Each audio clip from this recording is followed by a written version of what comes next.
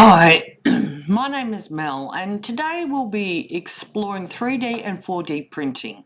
So technology, software, materials and mechanisms. So we will begin by defining 3D and 4D printing and highlighting the differences. Then we will review core mechanisms behind each technology. Then we will examine essential hardware and software used, followed by insights into materials. Finally, we'll discuss workflows, applications, and future trends. This section introduces the basic concepts of 3D and 4D printing, tracing their origins and evolution while clarifying how these technologies differ in practice and potential. 3D printing or additive manufacturing began in the 1980s as a process of building objects layer by layer from digital designs. It revolutionized prototyping and manufacturing by enabling rapid and flexible fabrication.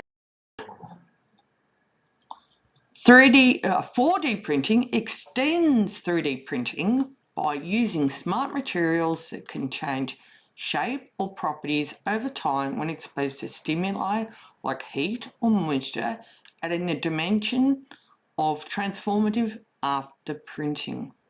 So use the smart materials if that helps. Unlike static 3D printed objects, 4D printing creates dynamic items that evolve. The key differences lie in the use of responsive materials and stimuli triggered transformations in 4D printing.